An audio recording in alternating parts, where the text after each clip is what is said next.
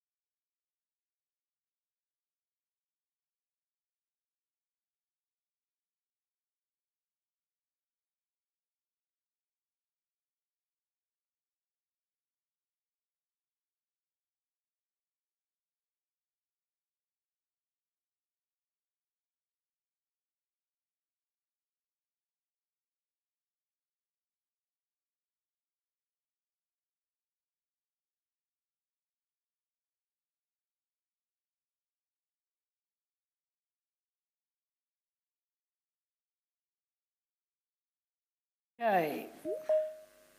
Right, now, I've just got to get my bearings on where we are. So we're back now to item number 11. And that is on page 147, and that's the assurance report, procurement review. So thank you, Ms. Suma, you're picking that up. And Ms. Suma is the Business Assurance Manager for those online. Ready when you are.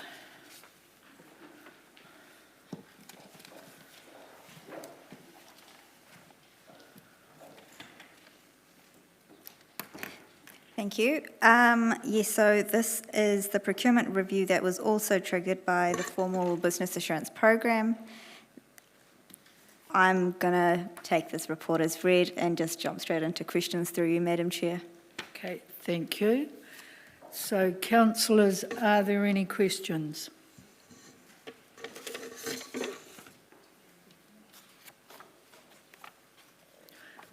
Just check. Oh, there is Renee. I can see her. Just checking she's online. Sorry, Renee, I didn't check you were there. And Councillor Denison's online too. So, are there any? Just Mr. Armstrong. Thank you. Thanks, Madam Chair. Thank you, Ms. Suma, for the report. I just notice in the appendix around the OAG and the government rules requirements, there's a number of recorded non-compliances which seem to be more around what's been written down. My question, though, is that assumption correct, or do you think that there are deviations from the principles that are set out in those requirements? I mean, are we non-compliant only because we haven't written things down, or are we non-compliant because we're doing the wrong things? No, that section of the report is basically what's written down. It's Okay. not in compliance. Thank you. Thanks. Thanks, Madam Chair. Councillor Barrett. Thank you, Madam Chair. Thanks, Ms. Suma. Just a question around on page 156.3F. You talk about establishing some preferred supplier models. What page, sorry? I have it as page 156.3F, but I must admit that's my note, not the actual page. So. Page 158. So that's okay. Yep. Yeah, so I was just wanting to, I guess, get an understanding from you of your view on where, I guess, where the decision should ultimately sit in terms of keeping those panels fresh enough that there is market tension there, because the comment kind of alludes to the risk of kind of comfort developing, and then, you know, you get these relationships that don't necessarily give rise to market tension or value. So where, in your view, should the responsibility sit around monitoring that? I think the responsibility should probably sit with the procurement division through the internal policy, and they should be determining when an appropriate review period might be for each panel. That might be different for each panel, but they should be the ones that are advising on it. Great, thank you. My other question may or may not be one that you want to pick up, but in the planning and strategy work plan, we've had a long-standing item on the work schedule around a draft procurement policy relating to social and environmental outcomes, and just wanted to understand how that piece of work and this piece of work do or do not relate to each other. Yes, they do. Absolutely, they do. So you'll note in section, sorry, let me just find it. 1A, essentially, the governance procurement policy. So in that, we do acknowledge that there is a sustainability, I'm not even sure where it's exactly sitting right now in the report, but somewhere we've noted that there is That's 1A under the recommendation we're combining all principles, including the local impacts, sustainable practices and standalone resolutions into one document. Yeah, so essentially what we're saying is let's take out that request for that policy and let's have one amalgamated policy that covers everything. Thank you. And so the workshop that's foreshadowed would be the place kind of where we would first see the amalgamation? Yes, that's where you would be, yes, Great. absolutely. Excellent. Thank you, Madam Chair. Councillor Naylor. Thank you, and thank you, Ms Omer, once again for another good report. On page 153, and in terms of the key findings, it talks about the limited governance oversight, which I would agree with. I'm just trying to find an action that relates to that. Or what is the plan? Is it just, is any of the actions or plans to address that, is that to be discussed at the workshop, or is there any, then I looked at page 159 at the agreed action plan, but couldn't really see anything there that responded to that issue. What is the intention in terms of addressing that issue? My expectation would be that as per our policy framework should, if it is followed to a T, when this governance procurement policy is established, it should have a monitoring plan with it, and that monitoring plan should state how you're going to be, what reporting you would receive on the, how we are achieving the outcomes of that policy. Okay, that sounds good, thank you. Councillor Hancock. Yeah, thanks, Madam Chair. And Councillor Naylor, I think, sort of was going down the line of what I was sort of interested in, just in terms of, so we don't have a governance policy which has been signed off. Delegations manual is outdated. Recommendation that an amalgamated governance policy for procurement combining all of those things is put together, and also a monitoring plan. Do we actually have an overall strategy to deal with that lack of policy? And do we have sufficient capacity to be able to actually bring that back into line? I might answer your second part first. I do think we have capacity and the work is already underway. Just clarifying, could you just clarify your first question? Yeah, so it's just under key findings and recommendations, and Councillor Naylor picked up on this before, but the procurement policy has not been approved at governance level. We've got a delegations manual which appears to be outdated, a recommendation that an amalgamated governance policy for procurement is developed, and a monitoring plan is expected to be developed as well. So, there seems to me a lot of work in there.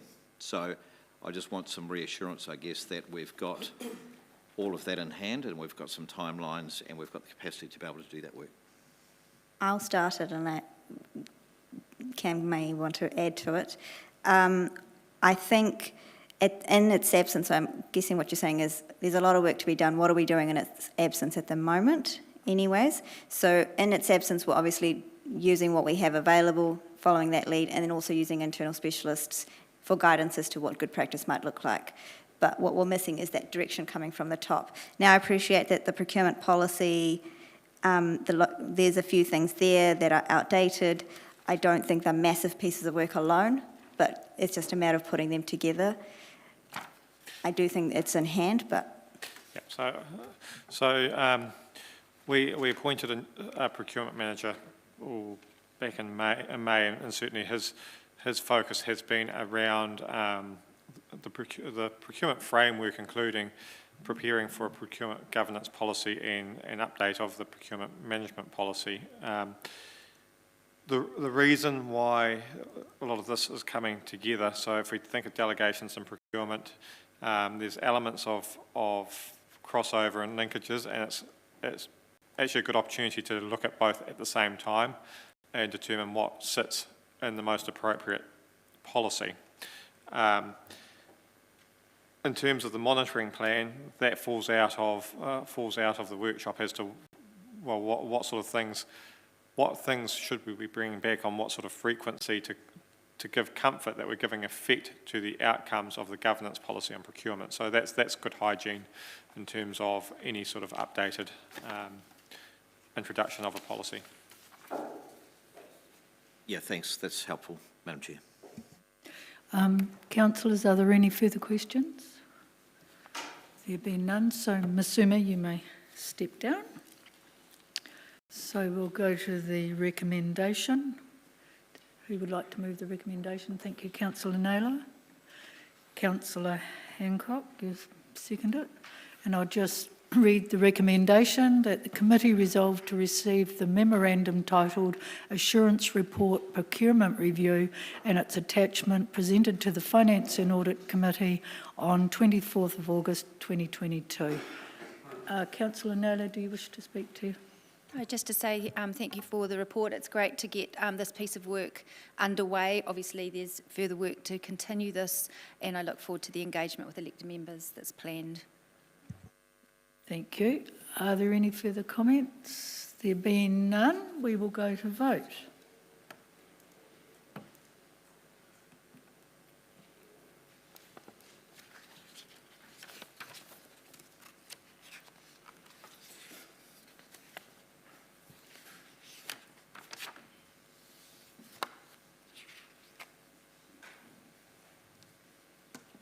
And that is carried unanimously. Now, we now move to item number 13, which is the Assurance Report Financial Delegations Review. And that's on page 177.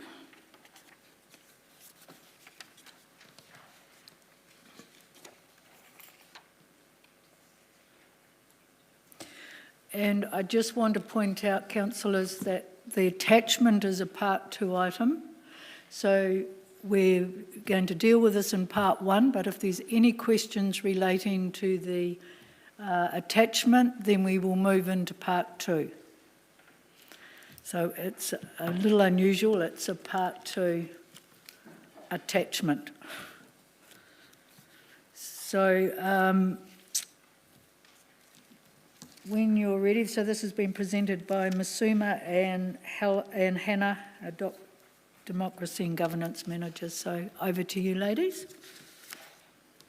Thank you, Madam Chair. Again, we'll take it as read for now. Okay, thank you. Right, are there any questions, councillors? Oh, you're in the queue. Councillor Naylor. Thank you. Thanks once again for another great report. The page 178 under management comment by Chief Executive, at the end of that first paragraph, it talks about that ELT is considering where the policy ownership best sits. I guess my understanding of a delegations policy is that ownership, I thought, would sit with elected members or governance. Would that be the normal practice? Yes, that's ultimate ownership. We're more talking about policy ownership, so who implements the policy into practice and who takes care of making sure there's processes in place, it's maintained, it's held up to date. So is ownership the right terminology to use for that? It is what we use internally per our framework. Okay. And just further down, my second question relates to the next paragraph. The independent review of council financial reporting is about to take place. That review